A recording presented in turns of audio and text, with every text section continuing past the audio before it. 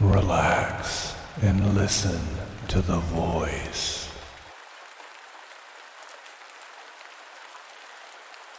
Lewis Carroll's Alice in Wonderland. Alice was beginning to get very tired of sitting by her sister on the bank and of having nothing to do. Once or twice she had peeped into the book her sister was reading, but it had no pictures or conversations in it. And what is the use of a book, thought Alice, without pictures or conversations? So she was considering in her own mind, as well as she could, for the day made her feel very sleepy and stupid, whether the pleasure of making a daisy chain would be worth the trouble of getting up and picking the daisies, when suddenly a white rabbit with pink eyes ran close by her. There was nothing so very remarkable in that, nor did Alice think it so very much out of the way to hear the rabbit say to itself, oh dear, I shall be too late."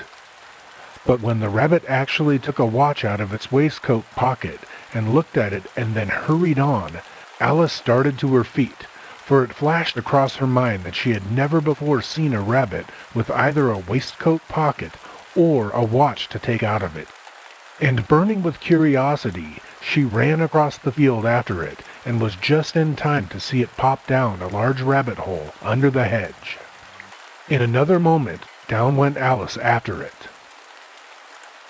The rabbit hole went straight on like a tunnel for some way, and then dipped suddenly down, so suddenly that Alice had not a moment to think about stopping herself before she found herself falling down what seemed to be a very deep well.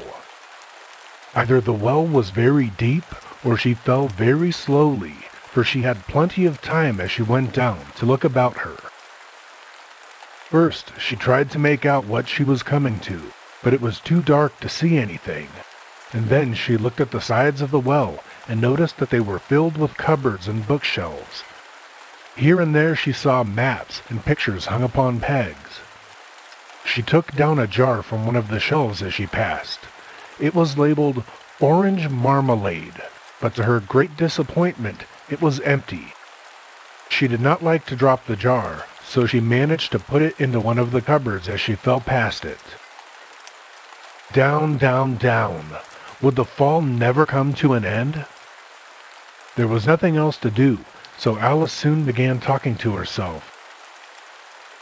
"Dinah'll miss me very much tonight, I should think." Dinah was the cat. "I hope they'll remember her saucer of milk at tea time. Dinah, my dear, I wish you were down here with me." Alice felt that she was dozing off when suddenly, thump, thump! Down she came upon a heap of sticks and dry leaves, and the fall was over. Alice was not a bit hurt, and she jumped up in a moment. She looked up, but it was all dark overhead. Before her was another long passage, and the white rabbit was still in sight, hurrying down it. There was not a moment to be lost. Away went Alice like the wind, and was just in time to hear it say as it turned a corner, "Oh, my ears and whiskers, how late it's getting!" She was close behind it when she turned the corner, but the rabbit was no longer to be seen. She found herself in a long, low hall, which was lit up by a row of lamps hanging from the roof. There were doors all around the hall, but they were all locked, and when Alice had been all the way down one side and up the other, trying every door, she walked sadly down the middle, wondering how she was to ever get out again. Suddenly she came upon a little table, all made of solid glass. There was nothing on it but a tiny golden key, and Alice's first idea was that this might belong to one of the doors of the hall.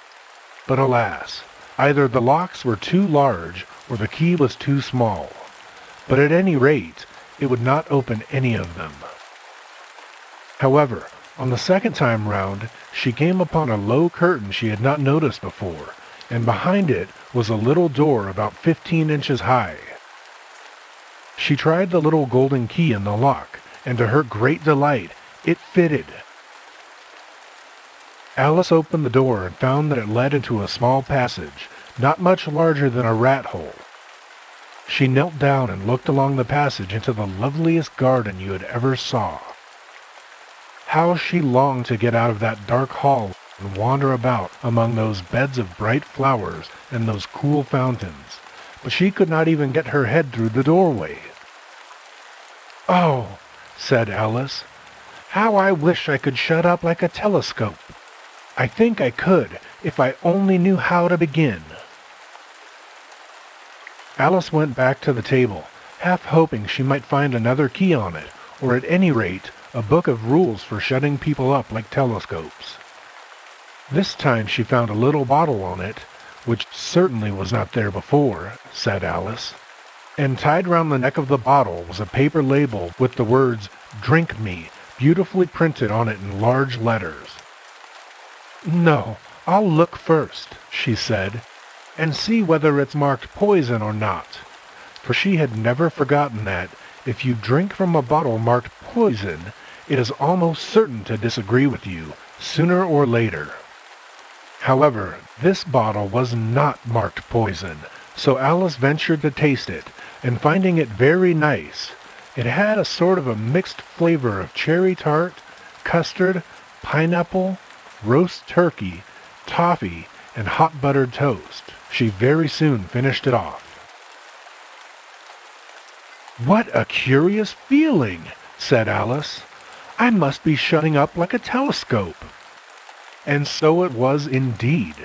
She was now only 10 inches high, and her face brightened up at the thought that she was now the right size for going through the little door into that lovely garden. After a while, finding that nothing more happened, she decided on going into the garden at once. But alas, for poor Alice! When she got to the door, she found she had forgotten the little golden key, and when she went back to the table for it, she found she could not possibly reach it. She could see it quite plainly through the glass, and she tried her best to climb up one of the legs of the table, but it was too slippery. And when she had tired herself out with trying, the poor little thing sat down and cried. "Come, there's no use in crying like that," said Alice to herself rather sharply. "I advise you to leave off this minute."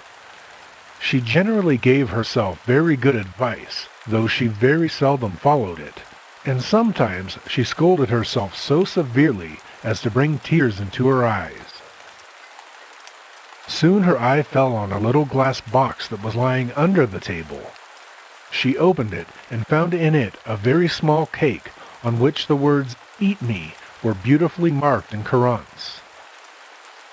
"Well, I'll eat it," said Alice, "and if it makes me grow larger, I can reach the key, and if it makes me grow smaller, I can creep under the door, so either way I'll get into the garden, and I don't care which happens."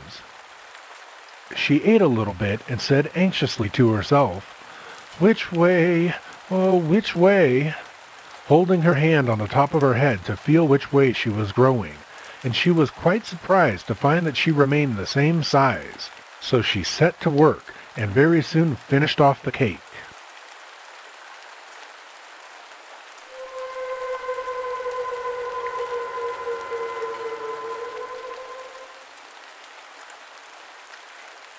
Chapter 2. The Pool of Tears. "Curiouser and curiouser!" cried Alice. She was so much surprised that for the moment she quite forgot how to speak good English. "Now I'm opening out like the largest telescope that ever was. Goodbye, feet. Oh, my poor little feet! I wonder who will put on your shoes and stockings for you now, dears. I shall be a great deal too far off to trouble myself about you." Just at this moment, her head struck against the roof of the hall. In fact, she was now rather more than 9 feet high, and she at once took up the little golden key and hurried off to the garden door. Poor Alice! It was as much as she could do, lying down on one side to look through into the garden with one eye, but to get through was more hopeless than ever. She sat down and began to cry again. She went on shedding gallons of tears until there was a large pool all around her and reaching half down the hall. After a time, she heard a little pattering feet in the distance, and she hastily dried her eyes to see what was coming. It was the White Rabbit returning, splendidly dressed, with a pair of white kid gloves in one hand and a large fan in the other. He came trotting along in a great hurry, muttering to himself, "Oh, the Duchess, the Duchess! Oh, won't she be savage if I've kept her waiting?" When the rabbit came near her, Alice began, in a low, timid voice, "If you please, sir." The rabbit started violently, dropped the white kid gloves in the fan, and scurried away into the darkness as hard as he could go. Alice took up the fan and gloves, and she kept fanning herself. All the time she went on talking. "Dear, dear, how queer everything is today! And yesterday things went on just as usual. Was I the same when I got up this morning? But if I'm not the same, the next question is, who in the world am I? Ah, that's a great puzzle." As she said this, she looked down at her hands and was surprised to see that she had put on one of the rabbit's little white kid gloves while she was talking. "How can I have done that?" she thought. "I must be growing small again." She got up and went to the table to measure herself by it, and found that she was now about 2 feet high and was going on shrinking rapidly. She soon found out that the cause of this was the fan that she was holding, and she dropped it hastily, just in time to save herself from shrinking away altogether. "That was a narrow escape," said Alice, a good deal frightened at the sudden change, but very glad to find herself still in existence. "And now for the garden!" And she ran with all speed back to the little door, but alas, the little door was shut again, and the little golden key was lying on the glass table as before. "Things are worse than ever," thought the poor child, "for I never was so small as this before, never." As she said these words, her foot slipped, and in another moment, splash! She was up to her chin in salt water. Her first idea was that she had somehow fallen into the sea. However, she soon made out that she was in the pool of tears which she had wept when she was 9 feet high. Just then she heard something splashing about in the pool a little way off, and she swam nearer to see what it was. She soon made out that it was only a mouse that had slipped in like herself. "Would it be of any use now," thought Alice, "to speak to this mouse? Everything is so out of the way down here that I should think very likely it can talk. At any rate, there's no harm in trying." So she began. "Oh, mouse, do you know the way out of this pool? I'm very tired of swimming about here, oh, mouse." The mouse looked at her rather inquisitively and seemed to her to wink with one of its little eyes, but it said nothing. "Perhaps it doesn't understand English," thought Alice. "I dare say it's a French mouse come over with William the Conqueror." So she began again. "Où est mon chat?" which was the first sentence in her French lesson book. The mouse gave a sudden leap out of the water and seemed to quiver all over with fright. "Oh, I beg your pardon," cried Alice hastily, afraid that she had hurt the poor animal's feelings. "I quite forgot that you didn't like cats." "Not like cats!" cried the mouse in a shrill, passionate voice. "Would you like cats if you were me?" "Well, perhaps not," said Alice in a soothing tone. "Don't be angry about it. And yet I wish I could show you our cat Dinah. I think you'd take a fancy to cats, if you could only see her. She is such a dear, quiet thing." The mouse was bristling all over, and she felt certain that it must be really offended. "We won't talk about her any more, if you'd rather not."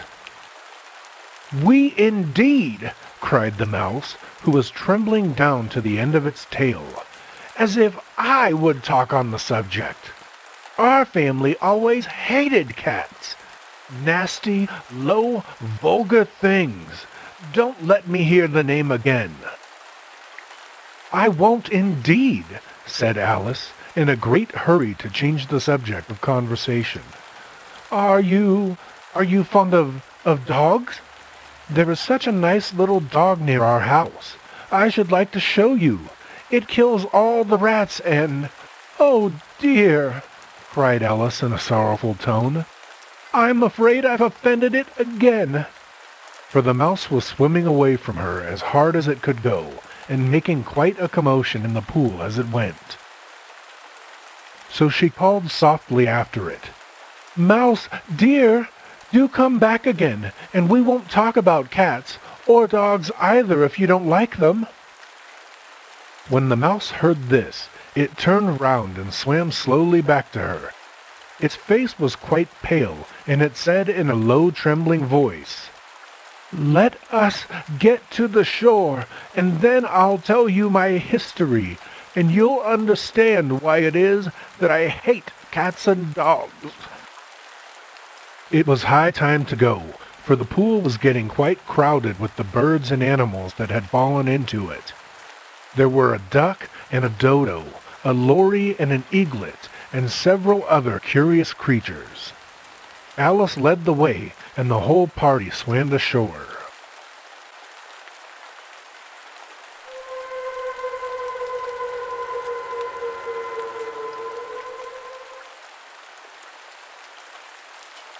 Chapter 3.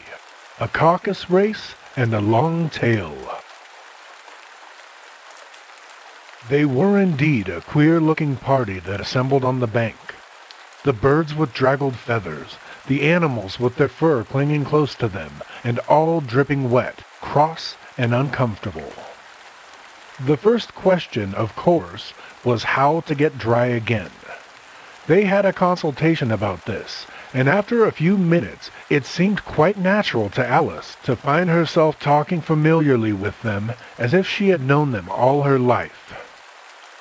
At last the mouse, who seemed to be a person of some authority among them, called out, "Sit down, all of you, and listen to me.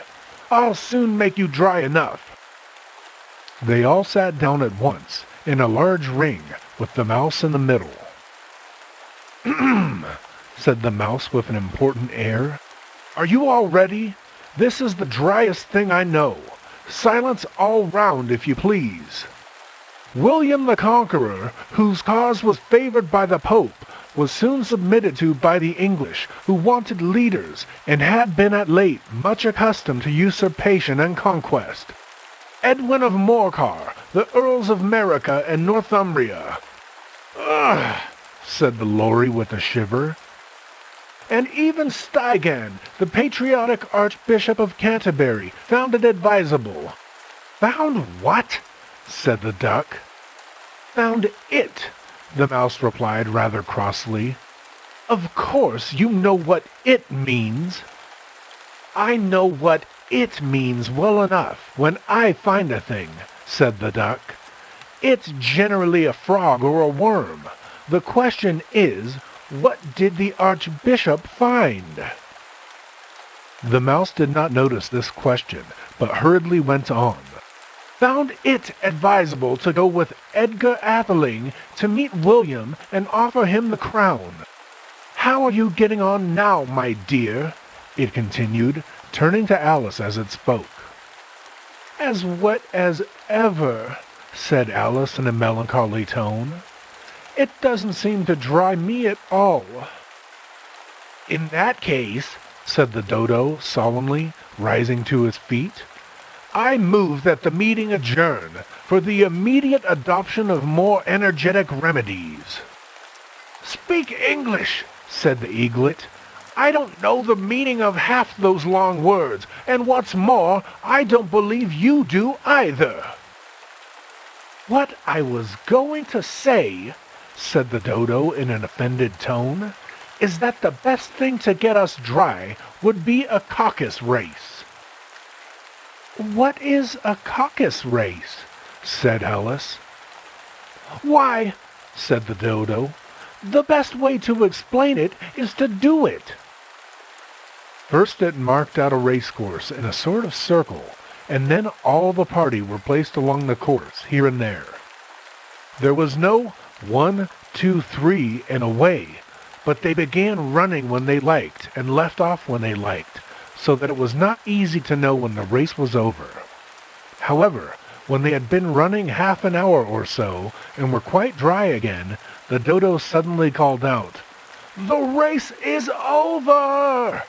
And they all crowded round it, panting and asking, "But who has won?" This question the dodo could not answer without a great deal of thought. At last it said, "Everybody has won, and all must have prizes." "But who is to give the prizes?" quite a chorus of voices asked.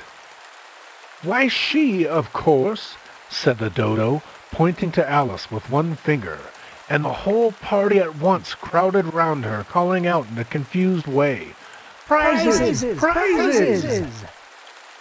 Alice had no idea what to do, and in despair she put her hand into her pocket and pulled out a box of comfits. Luckily the salt water had not gotten into it, and handed them round as prizes. There was exactly one apiece all round. The next thing was to eat the comfits. This caused some noise and confusion, as the large birds complained that they could not taste theirs, and the small ones choked and had to be patted on the back. However, it was over at last, and they sat down again in a ring and begged the mouse to tell them something more.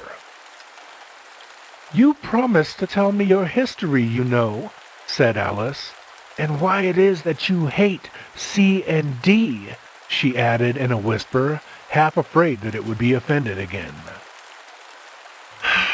"Mine is a long and sad tale," said the mouse, turning to Alice and sighing. "It is a long tale, certainly," said Alice, looking down with wonder at the mouse's tail. "But why do you call it sad?" And she kept on puzzling about it while the mouse was speaking, so that her idea of the tale was something like this. Fury said to a mouse that he met in the house, "Let us both go to law. I will prosecute you. Come, I'll take no denial. We must have the trial, for really this morning I've nothing to do." Said the mouse to the cur, "Such a trial, dear sir, with no jury or judge, would be wasting our breath." "I'll be judge, I'll be jury," said cunning old Fury. "I'll try the whole cause and condemn you to death." "You are not attending," said the mouse to Alice severely. "What are you thinking of?" "I beg your pardon," said Alice very humbly. "You had got to the fifth bend, I think?" "You insult me by talking such nonsense," said the mouse, getting up and walking away. "Please come back and finish your story," Alice called after it, and the others all joined in chorus. "Yes, please do!" But the mouse only shook its head impatiently and walked a little quicker. "I wish I had Dinah, our cat, here," said Alice. This caused a remarkable sensation among the party. Some of the birds hurried off at once, and a canary called out in a trembling voice to its children, "Come away, my dears. It's high time you were all in bed." On various pretexts, they all moved off, and Alice was soon left alone. "I wish I hadn't mentioned Dinah. Nobody seems to like her down here, and I'm sure she's the best cat in the world." Poor Alice began to cry again, for she felt very lonely and low-spirited. In a while, however, she again heard a little pattering of footsteps in the distance, and she looked up eagerly.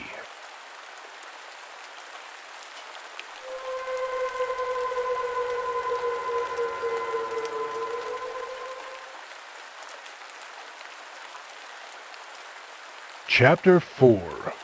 The Rabbit Sends in a Little Bill. It was the White Rabbit, trotting slowly back again and looking anxiously about as it went, as if it had lost something. Alice heard it muttering to itself, "The Duchess! The Duchess!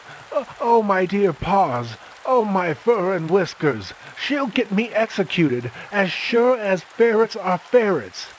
Where can I have dropped them, I wonder?" Alice guessed in a moment that it was looking for the fan and the pair of white kid gloves, and she very good-naturedly began hunting about for them, but they were nowhere to be seen. Everything seemed to have changed since her swim in the pool, and the great hall, with the glass table and the little door, had vanished completely. Very soon the rabbit noticed Alice and called to her in an angry tone, "Why, Mary Ann, what are you doing out here? Run home this moment and fetch me a pair of gloves and a fan. Quick now!" "He took me for his housemaid," said Alice as she ran off. "How surprised he'll be when he finds out who I am." As she said this, she came upon a neat little house, on the door of which was a bright brass plate with the name W. Rabbit engraved upon it. She went in without knocking and hurried upstairs, in great fear lest she should meet the real Mary Ann and be turned out of the house before she had found the fan and gloves. By this time, Alice had found her way into a tidy little room with a table in the window, and on it a fan and 2 or 3 pairs of tiny white kid gloves. She took up the fan and a pair of the gloves and was going to leave the room when her eyes fell upon a little bottle that stood near the looking-glass. She uncorked it and put it to her lips, saying to herself, "I do hope it will make me grow large again, for really I'm quite tired of being such a tiny little thing." Before she had drunk half the bottle, she found her head pressing against the ceiling and had to stoop to save her neck from being broken. She hastily put down the bottle, remarking, "That's quite enough. I hope I shan't grow any more." Alas, it was too late to wish that. She went on growing and growing, and very soon she had to kneel down on the floor. Still she went on growing, and as a last resource she put one arm out of the window and one foot up the chimney and said to herself, "Now I can do no more. Whatever happens, what will become of me?" Luckily for Alice, the little magic bottle had now had its full effect, and she grew no larger. After a few minutes she heard a voice outside and stopped to listen. "Mary Ann! Mary Ann!" said the voice. "Fetch me my gloves this moment!" Then came a little pattering of feet on the stairs. Alice knew it was the White Rabbit coming to look for her, and she trembled till she shook the house, quite forgetting that she was now about 1,000 times as large as the rabbit and had no reason to be afraid of it. Presently the rabbit came up to the door and tried to open it, but as the door opened inwards and Alice's elbow was pressed hard against it, that attempt proved a failure. Alice heard it say to itself, "Then I'll go round and get in at the window." "That you won't," thought Alice, and after waiting till she fancied she heard the rabbit just under the window, she suddenly spread out her hand and made a snatch in the air. She did not get a hold of anything, but she heard a little shriek and a fall and a crash of broken glass, from which she concluded that it was just possible it had fallen into a cucumber frame or something of that sort. Next came an angry voice, the rabbit's. "Pat! Pat! Where are you?" And then a voice she had never heard before.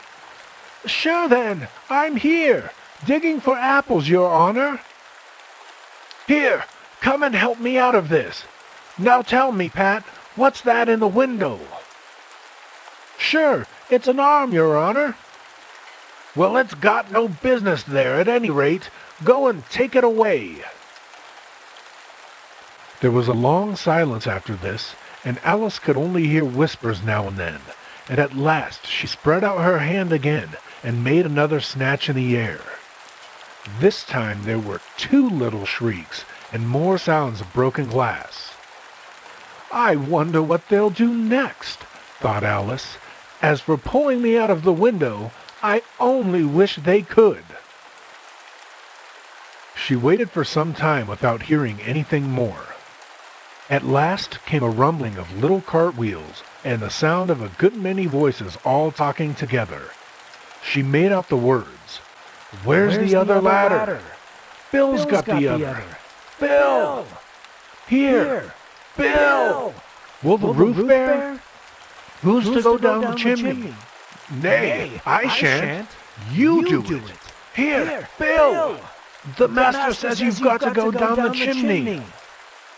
Alice drew her foot as far down the chimney as she could and waited until she heard a little animal scratching and scrambling about in the chimney close above her. Then she gave one sharp kick and waited to see what would happen next. The first thing she heard was a general chorus of, "There goes Bill!" Then the rabbit's voice alone, "Catch him, you, by the hedge!" Then silence, and then another confusion of voices. "Hold up his head! Brandy now! Don't choke him! What happened to you?" Last came a little feeble squeaking voice. "Well, I hardly know. No more, thank ye. I'm better now. All I know is something comes at me like a jack-in-the-box, and up I goes like a skyrocket." After a minute or 2 of silence, they began moving about again, and Alice heard the rabbit say, "A barrowful will do, to begin with." "A barrowful of what?" thought Alice, but she had not long to doubt, for the next moment a shower of little pebbles came rattling in at the window, and some of them hit her in the face. Alice noticed with some surprise that the pebbles were all turning into little cakes as they lay on the floor, and a bright idea came into her head. "If I eat one of these cakes," she thought, "it's sure to make some change in my size." So she swallowed one of the cakes and was delighted to find that she began shrinking directly. As soon as she was small enough to get through the door, she ran out of the house and found quite a crowd of little animals and birds waiting outside. They all made a rush at Alice the moment she appeared, but she ran off as hard as she could and soon found herself safe in a thick wood. "The first thing I've got to do," said Alice to herself as she wandered about in the wood, "is to grow to my right size again, and the second thing is to find my way into that lovely garden. I suppose I ought to eat or drink something or other, but the great question is, what?" Alice looked all around her at the flowers and the blades of grass, but she could not see anything that looked like the right thing to eat or drink under these circumstances. There was a large mushroom growing near her, about the same height as herself. She stretched herself up on tiptoe and peeped over the edge, and her eyes immediately met those of a large blue caterpillar that was sitting on the top, with its arms folded, quietly smoking a long hookah and taking not the smallest notice of her or anything else.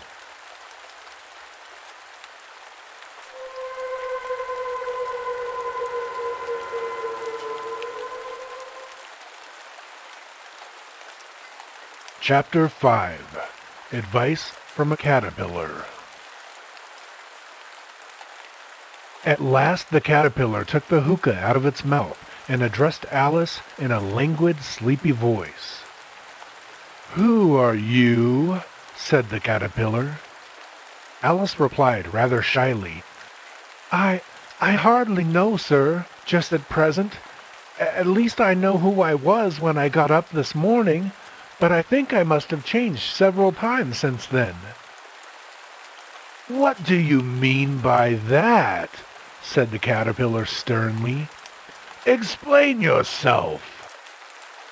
"I can't explain myself, I'm afraid, sir," said Alice, "because I'm not myself, you see." Being so many different sizes in a day is very confusing." She drew herself up and said very gravely, "I think you ought to tell me who you are first." "Why?" said the caterpillar. As Alice could not think of any good reason, and the caterpillar seemed to be in a very unpleasant state of mind, she turned away. "Come back," the caterpillar called after her. "I've something important to say." Alice turned and came back again. "Keep your temper," said the caterpillar. "Is that all?" said Alice, swallowing down her anger as well as she could. "No," said the caterpillar. It unfolded its arms, took the hookah out of its mouth again, and said, "So, you think you've changed, do you?" "I'm afraid I am, sir," said Alice. "I can't remember things as I used, and I don't keep the same size for 10 minutes together." "What size do you want to be?" asked the caterpillar. "Oh, I'm not particular as to size," Alice hastily replied. "Only one doesn't like changing so often, you know." "I should like to be a little larger, sir, if you wouldn't mind," said Alice. 3 inches is such a wretched height to be." "It is a very good height indeed," said the caterpillar angrily, rearing itself upright as it spoke. It was exactly 3 inches high. In a minute or two, the caterpillar got down off the mushroom and crawled away into the grass, merely remarking as it went, "One side will make you grow taller, and the other side will make you grow shorter." "One side of what? The other side of what?" thought Alice to herself. "Of the mushroom," said the caterpillar, just as if she had asked it out loud, and in another moment it was out of sight. Alice remained looking thoughtfully at the mushroom for a minute, trying to make out which were the 2 sides of it. At last she stretched her arms round it as far as they would go, and broke off a bit of the edge with each hand. "And now which is which?" she said to herself, and nibbled a little bit of the right hand bit to try the effect. The next moment she felt a violent blow underneath her chin. It had struck her foot. She was a good deal frightened by this very sudden change, as she was shrinking rapidly, so she set to work at once to eat some of the other bit. Her chin was pressed so closely against her foot that there was hardly room to open her mouth, but she did it at last, and managed to swallow a morsel of the left-hand bit. "Come, my head's free at last," said Alice, but all she could see when she looked down was an immense length of neck, which seemed to rise like a stalk out of a sea of green leaves that lay far below her. "Where have my shoulders got to? And oh, my poor hands! How is it I can't see you?" She was delighted to find that her neck would bend about easily in any direction like a serpent. She had just succeeded in curving it down into a graceful zigzag and was going to dive in among the leaves when a sharp hiss made her draw back in a hurry. A large pigeon had flown into her face and was beating her violently with its wings. "Serpent!" cried the pigeon. "I'm not a serpent," said Alice indignantly. "Let me alone." "I've tried the roots of trees, and I've tried banks, and I've tried hedges," the pigeon went on. "But those serpents, there's no pleasing them." Alice was more and more puzzled. "As if it wasn't trouble enough hatching the eggs," said the pigeon. "But I must be on the lookout for serpents night and day, and just as I'd taken the highest tree in the wood," continued the pigeon, raising its voice to a shriek. And just as I was thinking I should be free of them at last, they must needs come wriggling down from the sky. Ah, serpent!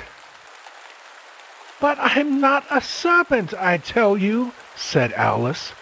I'm a little girl, she added rather doubtfully, as she remembered the number of changes she had gone through that day. You're looking for eggs, I know that well enough, said the pigeon. And what does it matter to me whether you're a little girl or a serpent?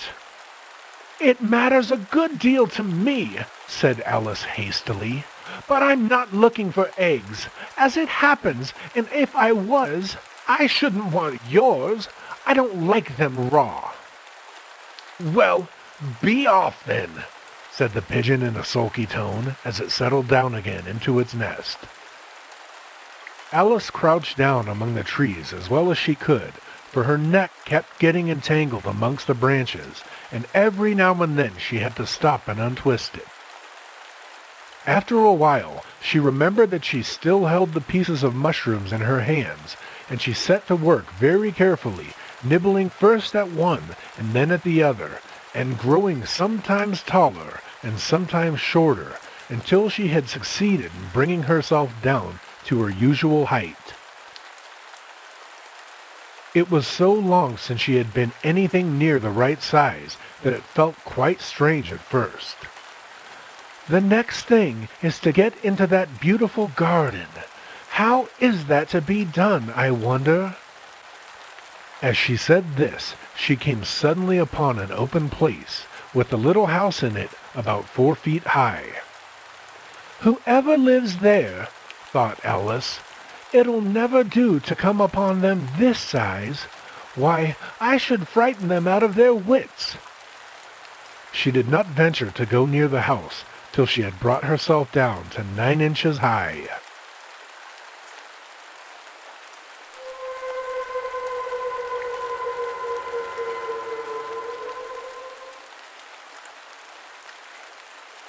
Chapter 6.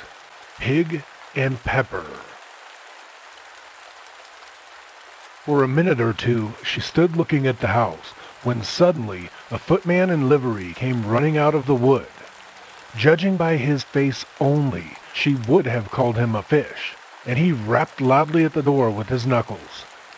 It was opened by another footman in livery, with a round face and large eyes like a frog. The fish footman began by producing from under his arm a great letter, and this he handed over to the other, saying in a solemn tone, "For the Duchess! An invitation from the Queen to play croquet."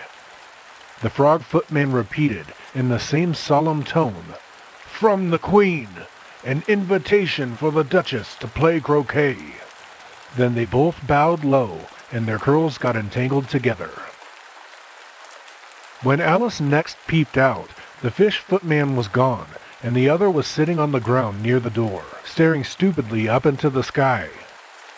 Alice went timidly up to the door and knocked. "There's no sort of use in knocking," said the footman, "and that for 2 reasons. First, because I'm on the same side of the door as you are. Secondly, because they're making such a noise inside, no one could possibly hear you." And certainly there was a most extraordinary noise going on within, a constant howling and sneezing, and every now and then a great crash, as if a dish or kettle had been broken to pieces. "How am I to get in?" asked Alice. "Are you to get in at all?" said the footman. "That's the first question, you know." Alice opened the door and went in. The door led right into a large kitchen, which was full of smoke from one end to the other. The Duchess was sitting on a 3-legged stool in the middle, nursing a baby. The cook was leaning over the fire, stirring a large cauldron which seemed to be full of soup. "There's certainly too much pepper in that soup," Alice said to herself, as well as she could, for sneezing. Even the Duchess sneezed occasionally, and as for the baby, It was sneezing and howling alternately without a moment's pause. The only two creatures in the kitchen that did not sneeze were the cook and a large cat, which was grinning from ear to ear. "Please, would you tell me," said Alice a little timidly, "why your cat grins like that?" "It's a Cheshire cat," said the Duchess, "and that's why." "I didn't know that Cheshire cats always grinned. In fact, I didn't know that a cat could grin," said Alice. "You don't know much," said the Duchess, "and that's a fact."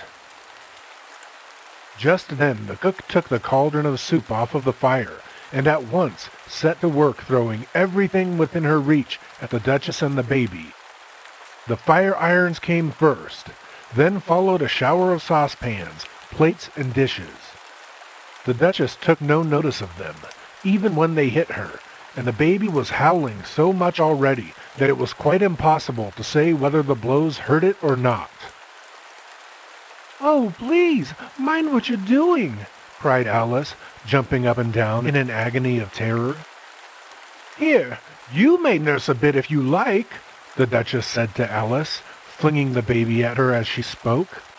"I must go and get ready to play croquet with the Queen," and she hurried out of the room. Alice caught the baby with some difficulty, as it was a queer-shaped little creature and held out its arms and legs in all directions.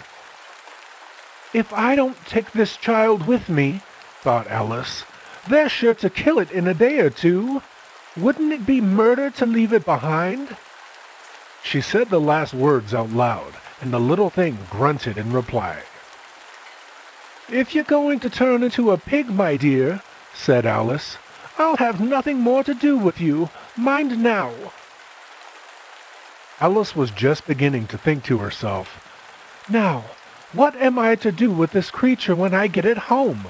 when it grunted again so violently that Alice looked down into its face in some alarm.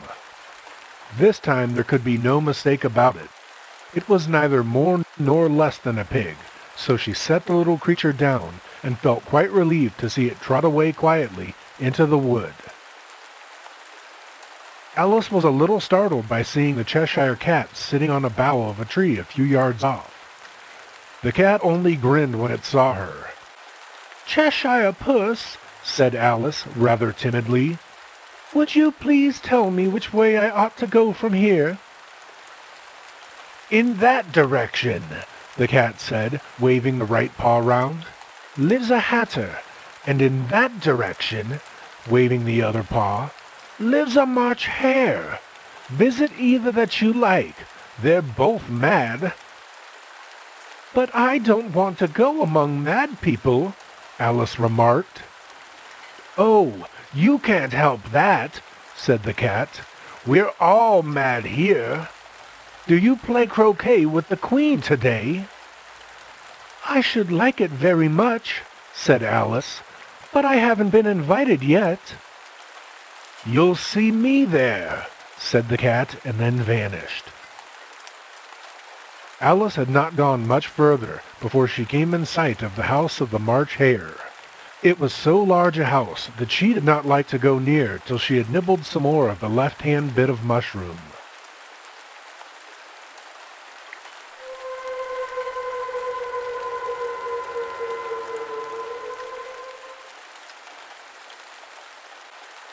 Chapter 7. A Mad Tea Party. There was a table set out under a tree in front of the house, and the March Hare and the Hatter were having tea at it. A dormouse was sitting between them, fast asleep. The table was a large one, but the three were all crowded together at one corner of it. "No room! No room!" they cried out when they saw Alice coming. "There's plenty of room," said Alice indignantly, and she sat down in a large armchair at one end of the table. The Hatter opened his eyes very wide on hearing this, but all he said was, "Why is a raven like a writing desk?" "I'm glad they've begun asking riddles. I believe I can guess that," she added aloud. "Do you mean that you think you can find out the answer to it?" said the March Hare. "Exactly so," said Alice. "Then you should say what you mean," the March Hare went on. "I do," Alice hastily replied. At least, I mean what I say. That's the same thing, you know." "You might just as well say," added the Dormouse, which seemed to be talking in its sleep, "that I breathe when I sleep is the same thing as I sleep when I breathe." "It is the same thing with you," said the Hatter, and he poured a little hot tea upon its nose. The Dormouse shook its head impatiently and said, without opening its eyes, Of course, just what I was going to remark myself." "Have you guessed the riddle yet?" the Hatter said, turning to Alice again. "No, I give it up," Alice repeated. "What's the answer?" "I haven't the slightest idea," said the Hatter. "Nor I," said the March Hare. Alice gave a weary sigh. "I think you might do something better with the time," she said, "than wasting it in asking riddles that have no answers." "Take some more tea," the March Hare said to Alice very earnestly. "I've had nothing yet," Alice replied in an offended tone, "so I can't take more." "You mean you can't take less," said the Hatter. "It's very easy to take more than nothing." At this, Alice got up and walked off. The Dormouse fell asleep instantly, and neither of the others took the least notice of her going. Though she looked back once or twice, the last time she saw them, they were trying to put the Dormouse into the teapot. "At any rate, I'll never go there again," said Alice as she picked her way through the wood. "It's the stupidest tea party I ever was at in all my life." Just as she said this, she noticed that one of the trees had a door leading right into it. "That's very curious," she thought. "I think I may as well go in at once." And in she went. Once more she found herself in a long hall and close to the little glass table. Taking the little golden key, she unlocked the door that led into the garden. Then she set to work nibbling at the mushroom. She had kept a piece of it in her pocket, until she was about a foot high, and then she walked down the little passage, and then she found herself at last in the beautiful garden, among the bright flower beds and the cool fountains.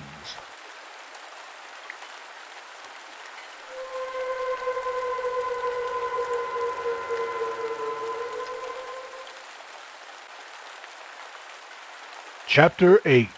The Queen's Croquet Ground. A large rose tree stood near the entrance of the garden. The roses growing on it were white, but there were 3 gardeners at it, busily painting them red.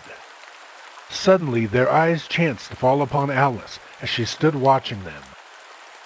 "Would you tell me, please," said Alice, a little timidly, "why are you painting those roses?"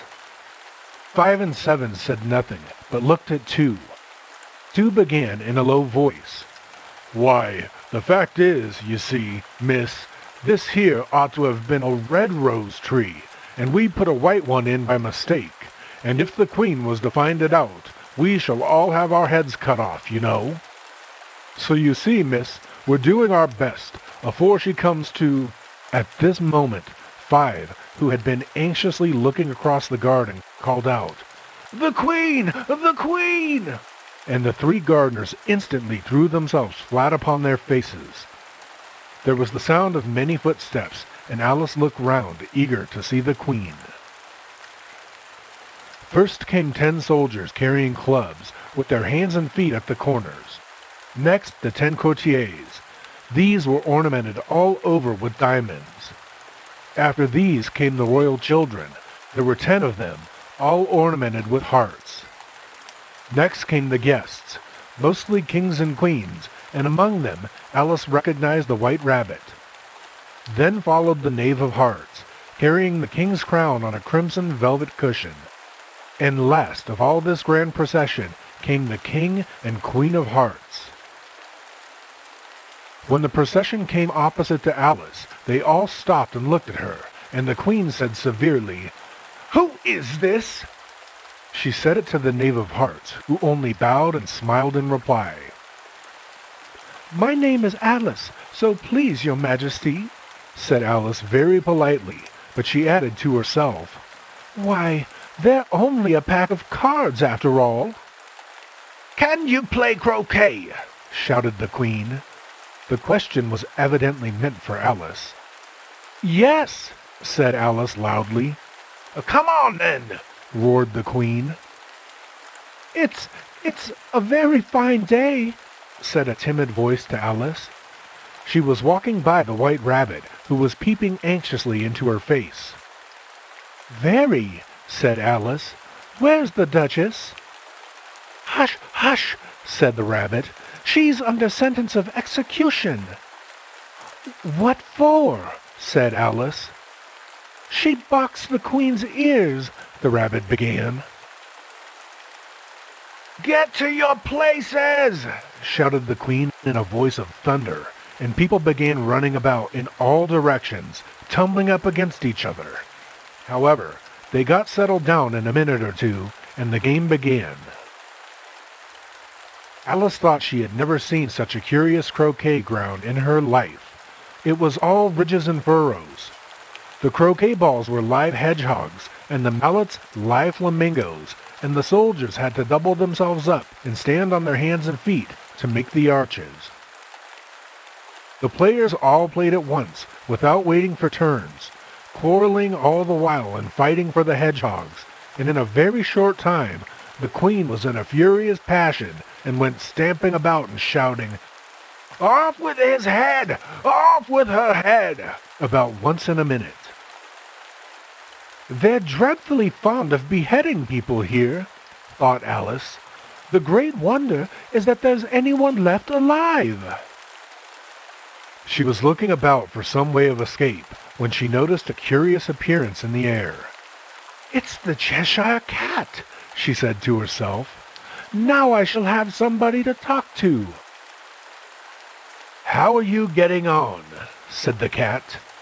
"I don't think they play at all fairly," Alice said in a rather complaining tone. "And they all quarrel so dreadfully, one can't hear oneself speak, and they don't seem to have any rules in particular." "How do you like the Queen?" said the cat in a low voice. "Not at all," said Alice. Alice thought she might as well go back and see how the game was going on, so she went off in search of her hedgehog. The hedgehog was engaged in a fight with another hedgehog, which seemed to Alice an excellent opportunity for croqueting one of them with the other. The only difficulty was that her flamingo was gone across to the other side of the garden, where Alice could see it trying, in a helpless sort of way, to fly up into a tree. She caught the flamingo and tucked it away under her arm, that it might not escape again. Just then, Alice ran across the Duchess, who was now out of prison. She tucked her arm affectionately into Alice's, and they walked off together. Alice was very glad to find her in such a pleasant temper. She was a little startled, however, when she heard the voice of the Duchess close to her ear. "You're thinking about something, my dear, and that makes you forget to talk." "The game's going on rather better now," Alice said, by way of keeping up the conversation a little.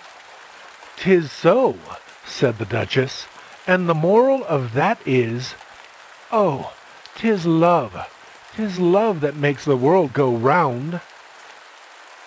"Somebody said," Alice whispered, "that it's done by everybody minding his own business." "Ah, well, it means much the same thing," said the Duchess, digging her sharp little chin into Alice's shoulder as she added, "and the moral of that is, take care of the scents, and the sounds will take care of themselves." To Alice's great surprise, the Duchess's arm that was linked into hers began to tremble. Alice looked up, and there stood the queen in front of them with her arms folded, frowning like a thunderstorm. "Now, I give you fair warning," shouted the queen, stamping on the ground as she spoke. "Either you or your head must be off, and that in about half no time. Take your choice." The Duchess took her choice and was gone in a moment. "Let's go on with the game," the queen said to Alice, and Alice was too much frightened to say a word, but slowly followed her back to the croquet ground. All the time they were playing, the queen never left off quarreling with the other players and shouting, "Off with his head!" or "Off with her head!" By the end of a half an hour or so, all the players, except the king, the queen, and Alice, were in custody of the soldiers and under sentence of execution. Then the queen left off, quite out of breath, and walked away with Alice. Alice heard the king say in a low voice to the company generally, "You are all pardoned." Suddenly the cry, "The trial's beginning!" was heard in the distance, and Alice ran along with the others.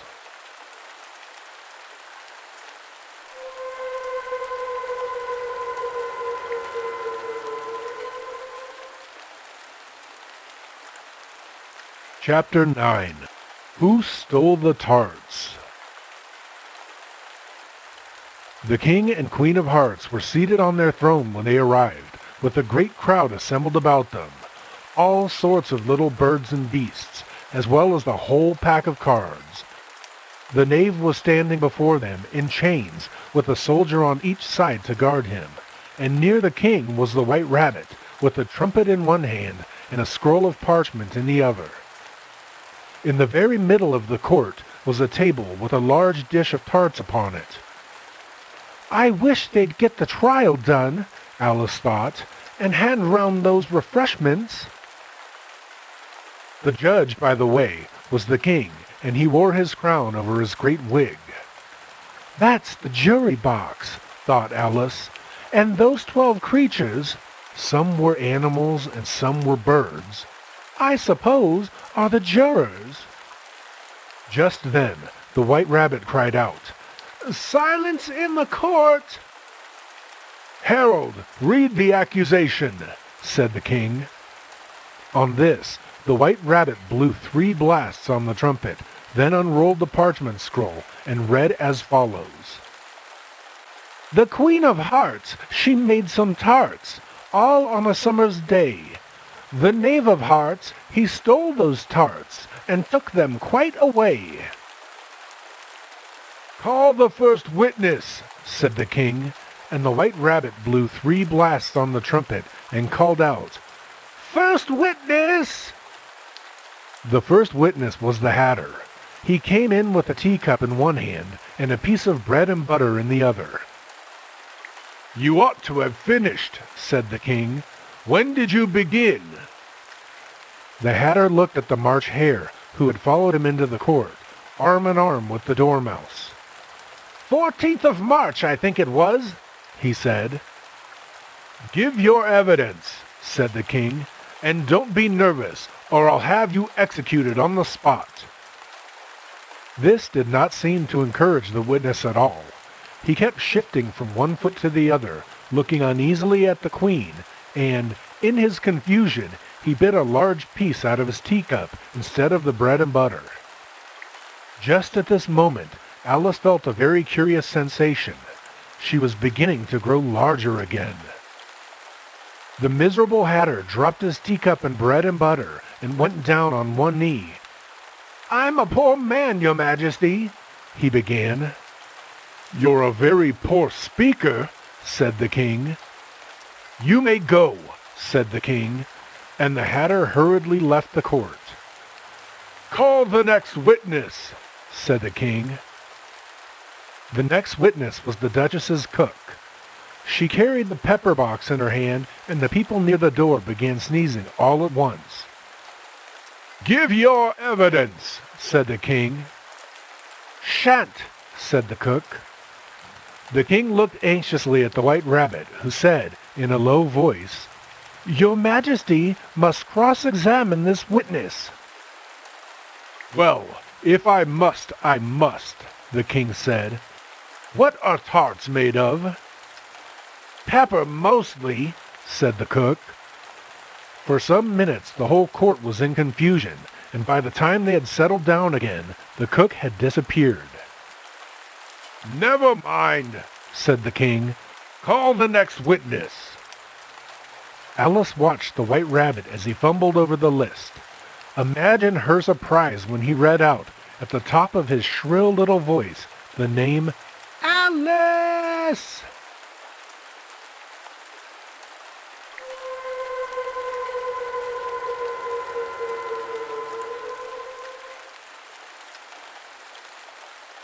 Chapter 10. Alice's Evidence. Here! Cried Alice. She jumped up in such a hurry that she tipped over the jury box, upsetting all the jurymen onto the heads of the crowd below. Oh, I beg your pardon, she exclaimed in a tone of great dismay. The trial cannot proceed, said the king, until all the jurymen are back in their proper places. All, he repeated with great emphasis, looking hard at Alice. What do you know about this business? The king said to Alice. Nothing whatever, said Alice. The king then read from his book. Rule 42. All persons more than a mile high to leave the court. I'm not a mile high, said Alice. Nearly 2 miles high, said the queen. Well, I shan't go at any rate, said Alice. The king turned pale and shut his notebook hastily. Consider your verdict, he said to the jury in a low, trembling voice. There's more evidence to come yet, please, your majesty, said the White Rabbit, jumping up in a great hurry. This paper has just been picked up. It seems to be a letter written by the prisoner to somebody. He unfolded the paper as he spoke and added, It isn't a letter after all. It's a set of verses. Please, your majesty, said the knave. I didn't write it, and they can't prove that I did. There's no name signed at the end. You must have meant some mischief, or else you'd have signed your name like an honest man, said the king. There was a general clapping of hands at this. Read them, he added, turning to the White Rabbit. There was dead silence in the court, whilst the White Rabbit read out the verses. That's the most important piece of evidence we've heard yet, said the king. I don't believe there's an atom of meaning in it, ventured Alice. If there's no meaning in it, said the king, that saves a world of trouble, you know, as we needn't try to find any. Let the jury consider their verdict. No, no, said the queen. Sentences first, verdicts afterwards. Stuff and nonsense, said Alice loudly. The idea of having the sentence first. Hold your tongue, said the queen, turning purple. I won't, said Alice. Off with her head, the queen shouted at the top of her voice. Nobody moved. Who cares for you? Said Alice. She had grown to her full size by this time. You're nothing but a pack of cards. At this, the whole pack rose up in the air and came flying down upon her. She gave a little scream, half of fright or half of anger, and tried to beat them off, and found herself lying on the bank with her head in the lap of her sister, who was gently brushing away some dead leaves that had fluttered down from the trees upon her face. Wake up, Alice dear, said her sister. Why, what a long sleep you've had. Oh, I've had such a curious dream, said Alice, and she told her sister, as well as she could remember them, all these strange adventures of hers that you have just been reading about. Alice got up and ran off, thinking while she ran, as well she might, what a wonderful dream it had been.